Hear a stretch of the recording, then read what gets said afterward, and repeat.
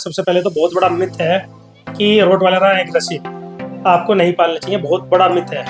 Rottweiler बहुत ज्यादा होशियार डॉग होते हैं, बहुत ज्यादा समझदार होते हैं। नहीं, मैंने अराउंड 2010 में भी शो करे थे। मेरे पास एक ब्रुकलिन ब्रेगाटोरी की डॉटर होती थी, आशा जैलीजी, उसे शो करता था मैं।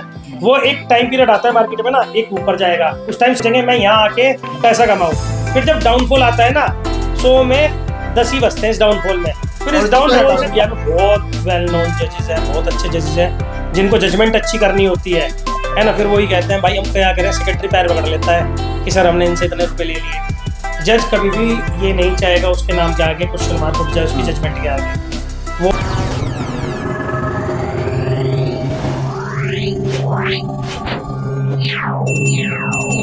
सभी को तो स्वागत है आपका आज मेरी नई वीडियो में। और आज की जो वीडियो रहने वाली है वो रॉटवैलर ब्रीड से रिलेटेड आने वाली है। तो मैं आज आपको मिलवाने वाला हूँ एक ऐसे ब्रीडर से जो काफ़ी समय से रॉटवैलर की ब्रीडिंग कर रहे हैं और इंडिया में काफ़ी अच्छे रॉटवैलर जो है वो इंपोर्ट भी करा रहे हैं। वो यहीं देहरादून में रहते हैं और आज उन्हीं के पास मैं जा रहा हूँ एक का इंटरव्यू लेने और एक छोटी सी उनके साथ जो है वो इन्फॉर्मेशन आपके लिए शेयर करने के लिए रॉटवैलर से रिगार्डिंग, क्योंकि काफ़ी जो है रॉटवैलर जो है एक टाइम पे बहुत ही फेमस जो है वो ब्रीड रही है इंडिया में और अभी भी काफ़ी अच्छे लेवल में जो है उसकी ब्रीडिंग हो रही है और अच्छे लोग जो है उसे ओन कर रहे हैं। तो ज़्यादा टाइम ना वेस्ट करते हुए मैं सीधा से उनके पास आपको लेके जाता हूँ और अब मिलवाता हूँ सीधा डायरेक्ट उनसे। तो चलिए मिलते हैं फिर। तो जैसे कि अभी हम जो है जिसके बारे में आपको बता रहा था मैं जिनके बारे में, तो उनके पास मैं पहुँच चुका हूँ। तो उनका इंट्रोडक्शन जो है मैं उनसे आपको दिलवाता हूँ। नमस्कार दोस्तों, सर जैसे आप लोग जानते होंगे मेरा नाम सतीश शर्मा है। देहरादून में रहता हूँ, रोटवाइलर की ब्रीडिंग करता हूँ मैं। और मैं आपको थैंक्स करना चाहूँगा नितिन भाई, जो आपने अपना टाइम निकाला। काफ़ी टाइम से जो है कम से कम 1.5 से 2 महीने हो गए हम प्लान कर रहे थे मिलने का, मगर जैसे ये भी काफ़ी बिजी रहते हैं और आप देख रहे हैं पीछे ट्रॉफी वगैरह शो वगैरह भी कराते हैं डॉग को, तो शो सीजन चल रहा है तो इसलिए बिजी थे। तो आज जो है मौका मिल पाया है मिलने का। जी जी जी जी, तो चलिए। अपने बारे में कुछ आप इंट्रोडक्शन दीजिए। तो एक शौक जो है आप कौन सी डॉग ब्रीड करते हैं? मैं खाली रोटवाइलर ब्रीड करता हूँ और रोटवाइलर इंपोर्ट कराता हूँ बाहर से, सर्बिया से, है ना। उसे शो करता हूँ, ये एक तरह से पैशन है बस। और उसको फॉलो करना है कितना समय हो चुका है आपको? मुझे। As a pet lover rottweiler पालते हुए तो हो चुके हैं 15 साल, 15 से 20 साल, है ना। और ब्रीडिंग में आए हुए मुझे 5 साल ही हुए हैं, प्रॉपर ब्रीडिंग? प्रॉपर ब्रीडिंग में आए हुए। पहले जैसे आप पालते थे तो पहले शौकीन तौर पे आप पालते थे, मगर ये शोज वगैरह आपने डॉग को कब से स्टार्ट करा है? नहीं, मैंने अराउंड 2010 में भी शो करे थे। मेरे पास एक ब्रुकलिन ब्रेगाटोरी की डॉटर होती थी, आशा जैलीजी, उसे शो करता था मैं, है ना। फिर उसके बाद बस ऐसे ही शो कर रखा था। फिर घर में रहते थे, फिर अपना पढ़ाई लिखाई में टाइम देना, फिर अपना फ्यूचर बनाना, कैरियर बनाना था, शादी, इन सब के बाद फिर मेरा लॉकडाउन टाइम आया था। तब मैंने इंपोर्ट कराया था अपना डॉग, मिस्टर कैंजो बोम बैनी, जो कि एडीआर के में बी रेटिंग लग कर आया था। तो जैसे कि मैं तो काफ़ी कुछ जानता हूँ भैया के बारे में, और अब जो इन्फॉर्मेशन मैं इनसे लेते हैं, जैसे इन्होंने जो डॉग्स वगैरह इंपोर्ट कराए थे, तो नॉर्थ इंडिया में जो है आई थिंक नॉर्थ इंडिया में कुछ कुछ ही ऐसे ब्रीडर हैं जो इंपोर्ट कराते हैं। तो अब तक आपने कितने डॉग इंपोर्ट करा दिए? मैंने अभी तक अराउंड 6 डॉग इंपोर्ट कराया पिछले 5 साल में, अपने लिए, अपने लिए? औरों के लिए नहीं। औरों के मिलाए तो पता ही नहीं कितने करा रखे, काउंटलेस है। बस अपने लिए 6 करा रखे अभी तक। तो जैसे भाई जैसे कि आजकल हम देख रहे हैं कि इंपोर्ट डॉग का ज़्यादा ट्रेंड चल रहा है जी और हर कोई डॉग इंपोर्ट करा रहा है और ब्रीडिंग मतलब इंपोर्ट की ज़्यादा ब्रीडिंग चल रही है। तो आपका क्या कहना है कि इंपोर्ट जो है वो इंडिया में होनी चाहिए या नहीं होनी चाहिए? अगर होनी चाहिए तो क्या उसका स्टैंडर्ड होना चाहिए और किस तरह की ब्रीडिंग होनी चाहिए? क्योंकि आपने सबको पता ही होगा कंट्रोवर्सी हर ब्रीड में चल रही है। रॉटवैलर में भी मैंने देखा था पीछे 5-6 साल पहले भी एक कंट्रोवर्सी चली थी फेस को लेके, मजल्स को लेके, जो शायद अभी भी चली रही होगी, अब मुझे इतना नॉलेज नहीं है। तो हाँ। क्या आप उसके बारे में क्या कहना चाहोगे? देखिए, मैं ये कहूँगा इंपोर्ट कराओ, अच्छी बात है, आपका हार्ड अर्न मनी है ना, आप अपने पैसे लगा रहे हो, बट हाँ थोड़ा ब्रीड स्टैंडर्ड देख के कराओ। क्योंकि ना जैसे गधे घोड़े बाहर भी होते हैं, घोड़े लेकर आओ, गधे ना लेकर आओ। अच्छा। इतने पैसे आप लगा रहे हो, है ना, एक गधा उठा के ले आओगे, फिर शो में कुछ पैसे दे के जिताओगे, वेस्टेज है। इससे बढ़िया अच्छा पैसे फूक के अच्छा कुत्ता लाओ, है ना, जो आगे प्रोड्यूस भी अच्छा करे। ब्लड लाइन मैटर करती है हमेशा। क्योंकि मैं देख रहा हूँ, देखा क्या रहा हूँ, मैंने देखा कुछ टाइम पहले बहुत ही अच्छे लेवल में ब्रीडिंग कर रहे थे, तो वो भी कहीं ना कहीं उसकी तरफ स्विच हो गए। वो पहले स्टैंडर्ड में ब्रीड कर रहे थे, मगर जैसे जैसे ट्रेंड चला एक हैवी मसल्स का, तो उन्होंने भी जो है उसको उसमें स्विच करा है। तो जी, उनके बारे में कुछ कहना चाहोगे कि वो सही है या गलत है? देखिए वो सबकी अपनी चॉइस होती है ना। At the end of the day इतना खर्चा होता है, पैसा निकलना ही मुश्किल हो जाता है इंपोर्ट कराने के बाद ना। तो अब जैसे ग्राहकों का, लोगों का मतलब वो है, जैसी डिमांड डिमांड आ रही है कि हाँ भाई शॉर्ट मसल चाहिए, रिंकल चाहिए, तो वो उस हिसाब से करा देते हैं। जैसे कि मेरा तो कुछ अलग है मोटो। मैं भगवान की दुआ से पैसों के लिए नहीं कर रहा हूँ, अपना भगवान की दुआ से काम चल रहा है अच्छा खासा, 2 वक्त की रोटी खा लेते हैं। तो मेरा पैशन है कि हाँ एडीआर की ब्लड लाइन लाऊं ज्यादा से ज्यादा, एक जो रियल रोटवाइलर होता है वो प्रेजेंट करूं। तो जैसे कि बहुत सारे क्लब्स होते हैं, और जो रॉटविलर का जो क्लब है वो कौन सा क्लब है? वो एडीआर की क्लब होता अच्छा। है ना, और उसमें एडीआर के जो शोज होते हैं जिसमें वर्ल्ड चैंपियन बनते हैं, वो एडीआर की क्लब के लिए ही होता है ना। तो वो स्पेशली रॉटविलर के होता है? जी, उसमें खाली रोटवाइलर्स ही होते हैं। इंडिया में भी रॉटविलर स्पेशलिटी शो होते हैं या नहीं होते हैं? बहुत होते हैं स्पेशलिटी शोज। इस सीजन हुए कुछ? हाँ हुए हैं, अच्छा है अच्छा। ना। सबने एक मतलब 3-4 शो हो चुके, 3 या 4 ज्यादा ही हो चुके हैं इवन तो। बट क्या है इंडिया में ना, जैसे अभी बहुत कम लोग ही रियल रोटवाइलर में ब्रीडिंग कर रहे हैं, है ना। जैसे हमारे यहाँ अगर नाम बताओ, सिकंदर सिंह ठाकुर जी हैं, वो बहुत से अच्छी ब्रीडिंग कर रहे हैं, बाहर भी डॉग्स भेजे हैं उन्होंने ना, अपना क्लाउड्स ऑफ कार्निवर्स। वो वर्ल्ड चैंपियन वेलर का सन है, अच्छा। उन्होंने जैसे बाहर भेजा, रिप्रेजेंट करा इंडिया को, दैट वाज ग्रेट, है ना। तो मैं कहता हूँ ऐसी रियल रोटवाइलर में ब्रीडिंग करो। जैसे मैं अपनी तारीफ खुद नहीं कर रहा हूँ, है ना, मैं नेचुरल रोटवाइलर ला रहा हूँ, रियल होता है ना, मैं रियल रोटवाइलर ब्रीड कर रहा हूँ और इम्पोर्ट करा रहा हूँ। जैसे कि बाकी लोग क्या करते हैं ना, थोड़ा सस्ता लिया है कुत्ता, उन्हें पता है कि हाँ भाई हम ना पैसे देके सेटिंग करा देंगे, शो में जिता देंगे। कभी भी मैं सबको ये कहना चाहूंगा कस्टमर को, अगर आप रोटवाइलर लेने जा रहे हो, never go for any Indian winnings. बाहर की विनिंग देखो, है ना, और रोटवाइलर का करेक्टर पढ़ो कि ओरिजिनल करेक्टर क्या होता है, क्या रेशो होना चाहिए, रोटवाइलर किस लिए ब्रीड करा गया था, किस लिए होते हैं, है ना, तब लेना आप लोग। और सबसे मेन इंपॉर्टेंट कि रॉटलर किसको लेना चाहिए, और अगर कोई घर के लिए ले रहा है तो उसको क्या चीज़ें देखनी चाहिए, कोई शो पर्पस ले, ब्रीडिंग पर्पस ले रहा है तो उसको क्या क्या चीज़ें देखनी पड़ती है। क्योंकि मैं देख रहा हूँ कि रॉटलर लोग 10-15 हज़ार रुपये का खरीदते हैं। आपको भी पता है नॉर्मल लोग जो होते हैं एवरेज उनको शौक होता है वो 10-15 या 20 हज़ार रुपये का रॉटलर खरीदते हैं। और पहले भी मैंने भी रॉटलर ने ब्रीडिंग करी है, आज से 6 साल पहले मैंने भी रॉटलर रखे हैं, ब्रीडिंग करी है। तो मुझे शिकायतें बहुत मिली क्योंकि मुझे उस टाइम पे नॉलेज नहीं थी कि क्या ब्रीडिंग स्टैंडर्ड होता है क्या नहीं होता। तो आपको ये पता होगा कि जो लो क्वालिटी वाली होते हैं तो उनमें एग्रेशन बहुत ज़्यादा देखने को मिलता है। तो इसके बारे में आप क्या सजेशन देना चाहेंगे व्यूअर को कि जब भी आप रॉटवॉइलर खरीदने जाएँ, तो क्या उनका बजट होना चाहिए और क्या उनको जो है चीज़ें देखनी चाहिए, जिससे कि बाद में उनको ये एग्रेशन हो गया। और बहुत से डॉग्स होते हैं जो ट्रेन नहीं हो पाते हैं, या आप समझ ही रहे होंगे कि गुस्सा आता है, मतलब अटैक अटैक करते हैं रॉटवॉइलर। तो इसके बारे में आप क्या कहना चाहोगे? देखिए मैं आपको ये बताना चाहूंगा, सबसे पहले तो बहुत बड़ा मिथ है कि रोटवाइलर है एग्रेसिव, आपको नहीं पालना चाहिए, बहुत बड़ा मिथ है। रोटवाइलर बहुत ज्यादा होशियार डॉग होते हैं, बहुत ज्यादा समझदार होते हैं। मेरा 5 साल का बच्चा है, मेरे पास तो घर में भी इम्पोर्ट डॉग है, कुछ नहीं इशू है। मेन चीज क्या होता है, रखने का तरीका। अगर आप एक स्ट्रीट डॉग को भी तरीके से नहीं रखोगे, 24 घंटे खाना खिलाओगे, कमरे में बंद रखोगे, वो भी एग्रेसिव हो जाएगा। लेब्राडोर भी होता है, लेब्रा भी काटता जो है। थोड़ी चीप क्वालिटी होती है, जैसे कि बहुत से लोग उसमें होते आ हैं रहा कि हूँ मैं। हाँ।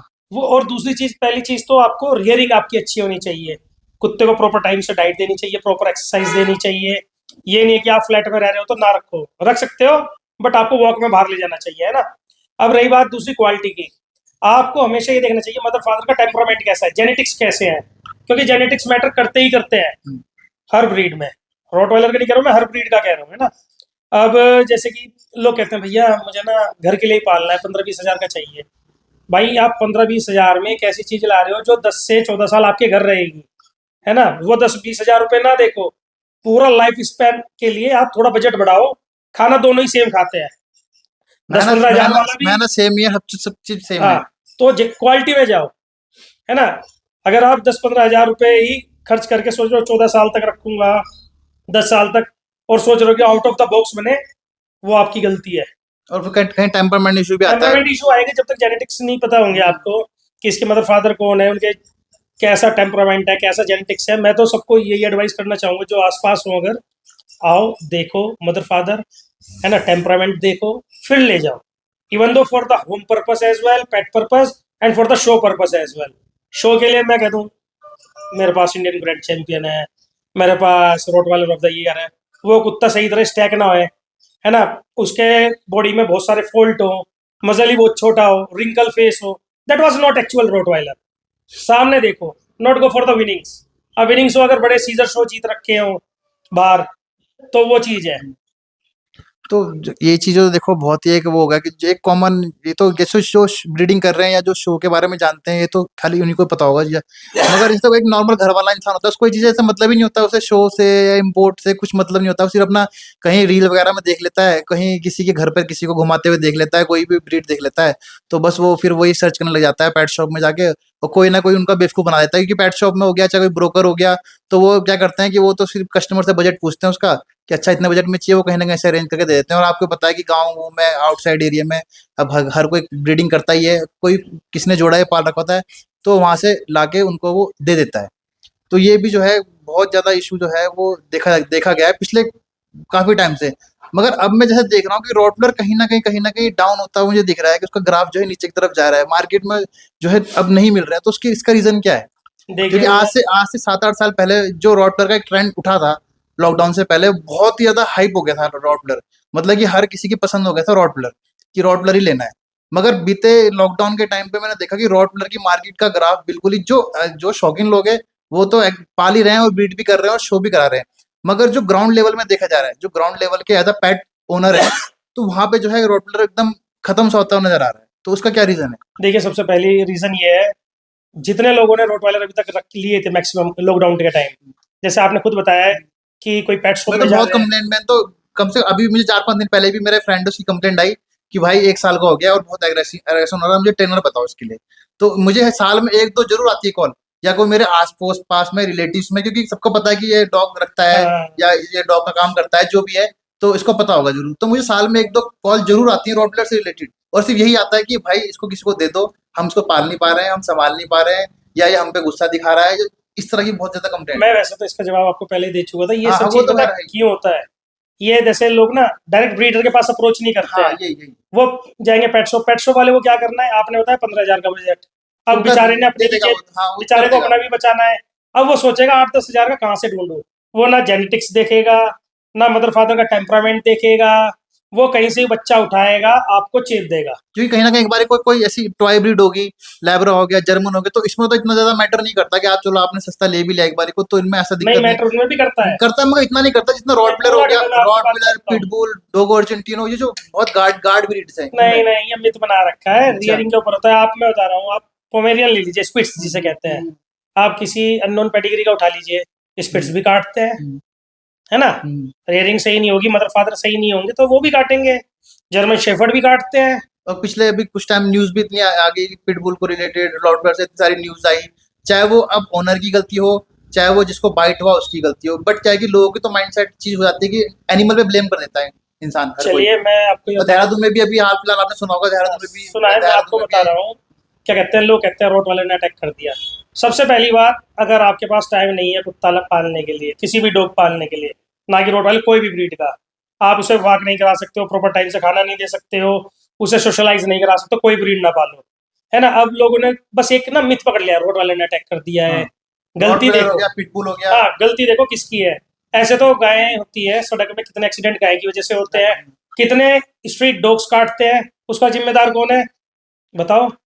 क्या जो वहाँ हमारे एरिया का पार्षद होगा वो जिम्मेदार होगा उस चीज का? कोई नहीं होता जिम्मेदारी, जिसमें सुप्रीम कोर्ट ने क्या रखा है, इसमें फाइन है ऐसे में, है ना? और आप स्ट्रीट डॉग को फीड भी नहीं करा सकते हो। बट सबका ना एक तरीका होता है, जैसे कि अब आजकल मैंने देखा है, नगर निगम ने ये निकाला, कुत्ता भौंकेगा। अब नगर निगम तो बहुत रूल है नगर, और क्या कहते हैं कि ये कुछ जो भी ब्रीड्स बैन भी हुई है, तो उसमें भी रॉटविलर का नाम है। तो वो क्या अभी क्या चल रहा है उसमें देखिए, उसमें नगर निगम सुप्रीम कोर्ट से ऊपर नहीं हो सकता। नहीं, सुप्रीम कोर्ट से शायद मेरे ख्याल से नहीं, बैन नहीं हुआ है, स्टे मिल रखा है। स्टे मिल रखा है, अभी स्टे चल रहा है उसमें, स्टे मतलब चल रहा है, उसकी अभी केस चल दोबारा रहा है हियरिंग उसमें। हो रही है हाँ ना? हाँ। और क्या कहते हैं, आपका कर्नाटक हाई कोर्ट से जीत रखा है केस। हम्म, हम लोगों ने मद्रास हाई हाँ कोर्ट से जीत रखा है। सुप्रीम कोर्ट में स्टे है पिछले 1.5 साल से। अच्छा। कहना चाहूंगा सबको ही, दोबारा बता रहा हूँ, कोई डॉग खराब नहीं, डॉग लो, मदर फादर देख के, टेम्परामेंट देख के, जेनेटिक्स देखो उसके बारे में, है ना? अब दूसरी चीज, मैक्सिमम काटते क्यों है? जो ब्रीड स्टैंडर्ड से आउट ऑफ होते हैं हाँ, डॉग, मैक्सिमम वो काटेंगे। अब उनमें रोटवाइलर कैसा प्रॉब्लम होना आती है। चाहिए? अगर कोई अच्छा, मैंने बहुत रॉटलर देखे हैं जिसके बाद अच्छा रॉटलर है, अच्छे स्टैंडर्ड का उसने रॉटलर ले रखा है, और बहुत ही शौकीन होगा जिसने अच्छे ब्रीडर से कांटेक्ट करके लिया होगा, तो वहाँ वो कंप्लेंट कभी भी नहीं मिलेगी आपको।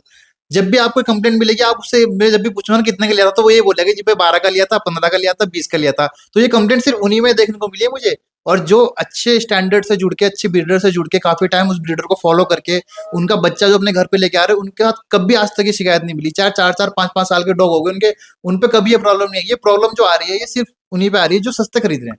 वही तो चीजें, जेनेटिक्स देख नहीं रहे ना। अब क्या हुआ, कोई भी नॉर्मल बंदा जाएगा पेट शॉप में, भैया मुझे ना एक रोटवाइलर चाहिए 15,000 का। भैया नहीं, 15 का नहीं, 16 का होगा। भैया 14 का दे दो का, चलो ठीक है जी, आप टोकन अमाउंट दो, फोटो दिखाएंगे मेरे कुत्ते के बच्चे हाँ की, हाँ।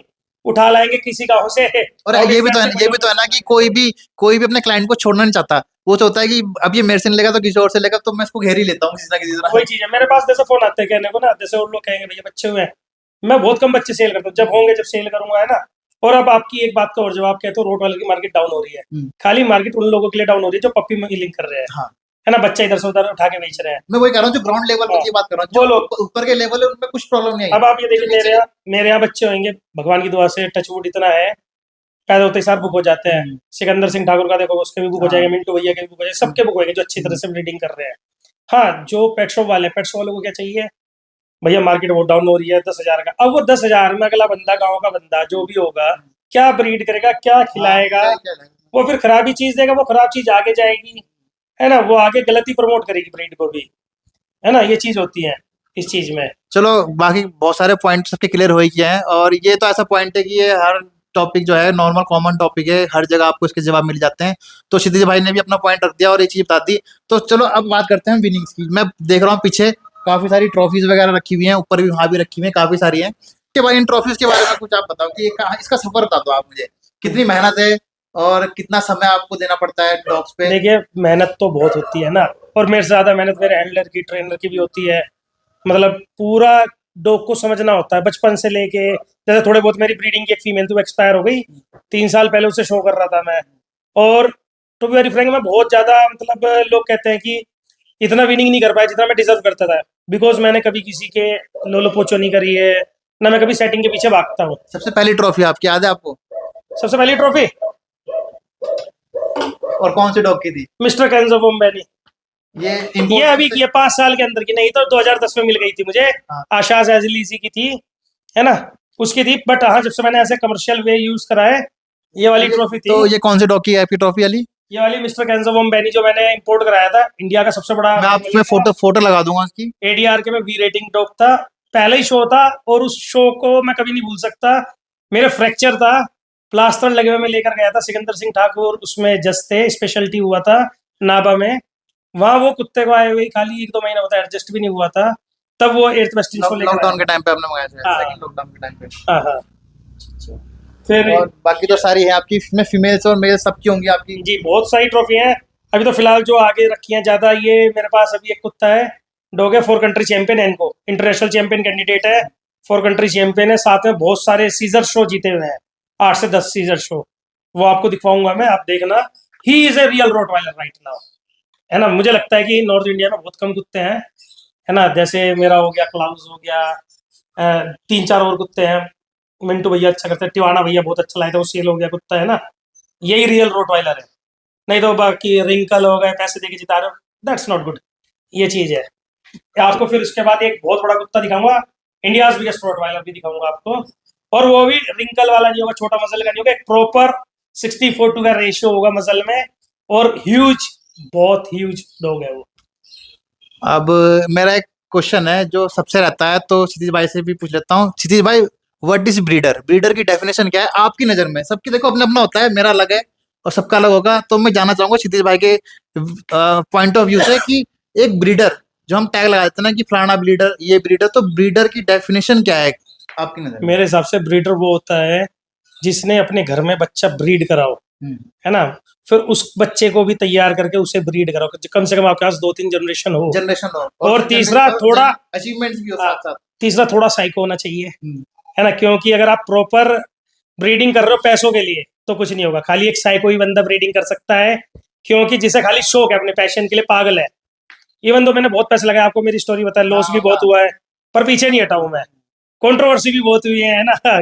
मुझे पता है मेरे जितने बच्चे पैदा होते हैं, अगर 5 बच्चे लीटर पैदा होंगे तो 3 बच्चे इंडिया से बाहर जाएंगे, है ना। मैं कहीं नहीं डालता हूँ दिस पप गोस टू लंदन, तो बीच में डालने शुरू करा था, फिर रोक दिया था मैंने, है ना। अपना सबका वो होता है। दूसरी चीज क्या है, मेरा क्या मानना है, ब्रीडर खाली पैसों के लिए ब्रीडिंग करे, जनरेशन रखे, बट हर जनरेशन में इंप्रूवमेंट आए। जो आपके जैसे पहली जनरेशन करी हमने, अच्छा इसके ओवर एंगुलेटेड हैंड्स आ रहे हैं, अब कौन सा कुत्ता यूज करना है, कौन सा मेल यूज करना है, कौन सी फीमेल यूज करना है, वो अच्छा इसका हेड इस टाइप का आ रहा है, थोड़ा और अच्छा आना चाहिए, बॉडी टाइप अच्छी चाहिए। ब्रीडर वो होता है जो इंप्रूव करे अपनी ब्रीडिंग में, कमियों को हाँ। वो करे, मतलब कि ना ओवरकम करे। ब्रीडर इज ए आर्टिस्ट, है ना। ब्रीडिंग एक आर्ट है, आर्टिस्ट होना चाहिए ब्रीडर को, कि जितनी कमियां होगी जनरेशन में इंप्रूव कराती रहे। इंडिया वर्सेस बाहर, इसमें ब्रीडरों में क्या डिफरेंस देखने को मिल रहा है आपको? जो बाहर के ब्रीडर्स हैं, क्योंकि मैं भी बहुत अभी ना कुछ टाइम से पहले तो देखो, मैं मुझे भी कुछ नॉलेज उन्हें नहीं थी, तो हम भी हर कोई सीखता है।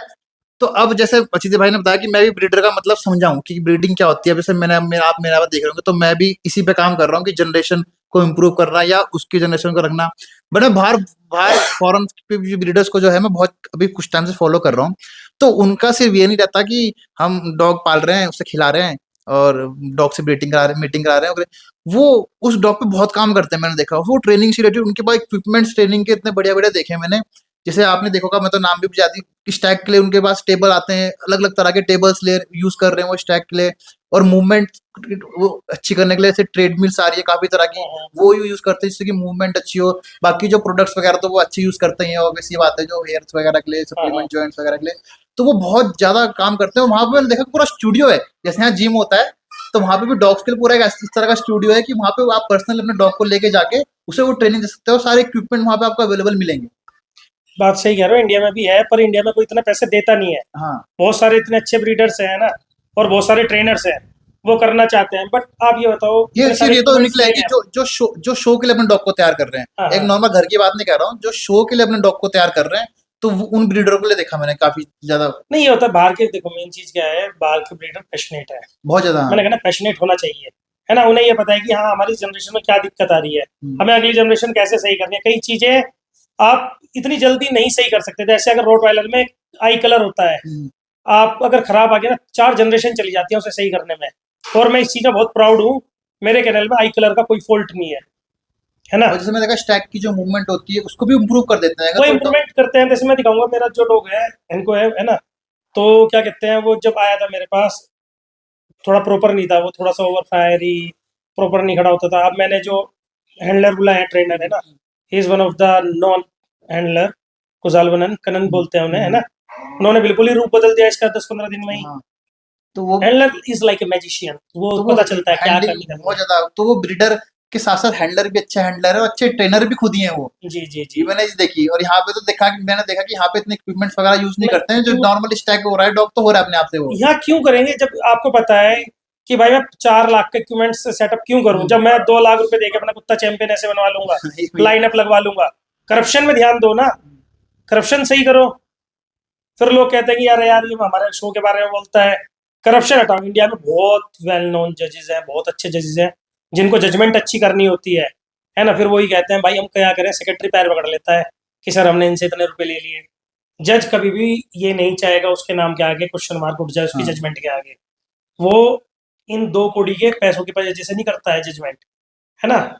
उसके ऊपर प्रेशर आ जाता है, जज ने कितनी ब्रीड चैंपियन बनाई होगी, कितना नाम बनाया तो होगा, तब अब जाके सब जजमेंट बनती जजेस है। का भी अपना अपना है, क्योंकि मैंने कहीं देखा है कि कुछ जजेस जो होते हैं स्पेशली एक ब्रीड का जज अलग होता है, ऐसा भी कुछ होता है, ऐसा मुझे नॉलेज नहीं है। हाँ, जैसे नई स्पेशलिटी में होते हैं जैसे। स्पेशलिटी में सिर्फ वही जज होगा जो सिर्फ उस ब्रीड से हाँ, जो उसको। उस ब्रीड में जिसे कहते हैं ना, कुछ हासिल करा हाँ, होगा, हाँ। वैसे ही जजेस बहुत कम होते हैं हम्म, स्पेशलिटी में। जैसे शरद शर्मा जी हैं, हम्म। वो जजमेंट बहुत अच्छी करते हैं ना।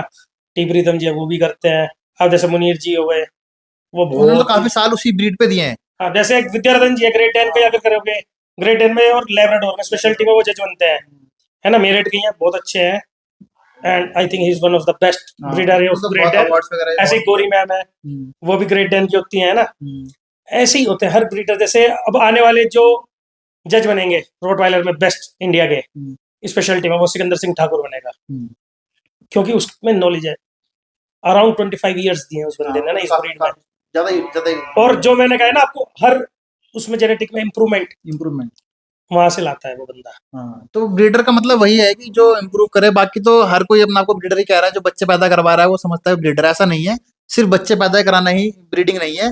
वो तो आप क्या है कि आप 6 महीने में आपकी फीमेल हीट पे आ रही है, आपने बच्चे करा लिए, फिर किसी और मेल से करा लिए, पप्पी तो मिलिंग कहते हैं वो उसे। तो बब्बी मिलेंगे, वो कोई ब्रीडर नहीं हुआ। हाँ, ये आप कहते हो शौक है, आप अपना खर्चा पानी, आप अपना बिजनेस कर रहे हो। और बाकी क्या डॉग ब्रीडिंग ये सब चीजें क्या कभी बिजनेस बन सकता है आपकी नजर में? और बन भी सकता है, ऐसा नहीं है कि लोग अच्छा अर्निंग भी कर रहा है, ऐसा नहीं है। तो उसके लिए क्या पैरामीटर्स है और कितना समय देना पड़ेगा?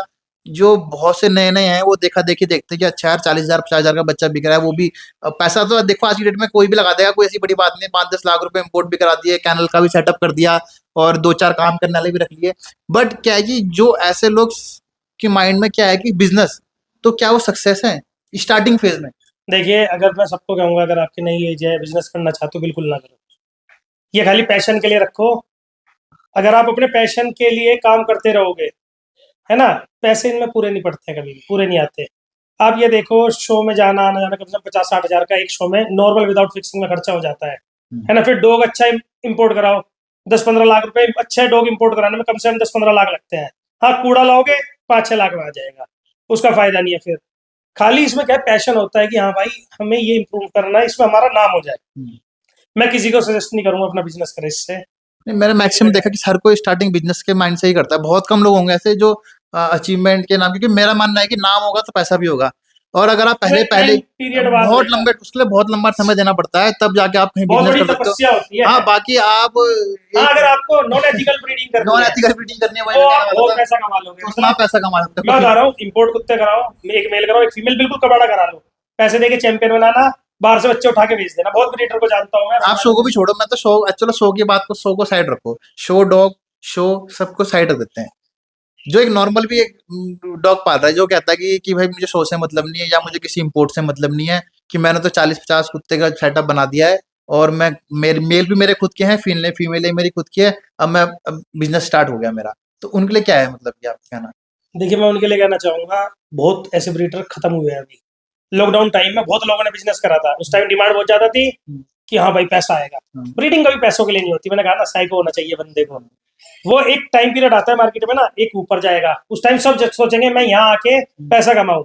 फिर जब डाउनफॉल आता है ना, 100 में 10 ही बचते हैं इस डाउनफॉल में। फिर इस डाउनफॉल से दोबारा ऊपर आएंगे। कंसिस्ट चल रहा है ना, एकदम मतलब एकदम स्थिर चल रहा है, तो वो मैं ये भी नहीं कहूंगा कि वो बहुत पैसे कमा रहा है, और ये भी नहीं कहेंगे नुकसान में जा रहा है। बट जब वो चीज सीख लेता है ना कि वो मैनेज कैसे करना है, पैसे को और शौक को जब मैनेज करना होता है, वो तब कह सकते हो कि आप अपनी दिनचर्या काट रहे हो, और थोड़ा बहुत अपना जो बचत है, जो मेहनत है, आप वो कर रहे हो। मगर ऐसा नहीं कि आप ओवरनाइट या एक साल में कुछ नहीं आपने होता। करके इतने आप कर भी लोगे तो पूरे भाई देखो, मैं बताऊंगा, अगर किसी को बिजनेस भी करने के लिए सोच रहा है कोई, तो मैं दोबारा बता रहा हूँ, शौक से स्टार्ट करो, शौक से स्टार्ट करो, सब पार्ट टाइम बिजनेस के हिसाब से स्टार्ट करो, एक दो रख के, है ना, 1-2 रखो, जिससे लॉस ना हो। अपना काम ना छोड़ो, जो एक्चुअल आपका वर्क है उसे नहीं छोड़ना चाहिए। और धीरे धीरे अपना शौक करो। क्योंकि मैं बता रहा हूँ आपको, अगर आप सपोज करो आपके पास 15 लाख रुपए पड़े हैं, आप चलो मैं कुत्ता ले आता हूँ, क्या के पैसे बहुत मैंने बहुत देखे कि आप डॉग इंपोर्ट करा लिया, है ना, इंपोर्ट भी नहीं करा रहे हैं, चलो वैसे मेल ले लिया, हाँ मिल्क में ले लिया, 6 महीने हुआ, 6 महीने की एक साइकिल आएगी, फिर 2 महीने के बच्चे होंगे, बच्चे होने 2 महीने बाद खुदा ना खास्ता लीटर मर गया, फिर दोबारा 6 महीने रुकोगे, खाना खिलाओगे। स्टार्टिंग फेज में बीमारियां बहुत जाती है, कई बार बहुत चीजें होती हैं इसमें एक के साथ एक सारे हो जाते हैं।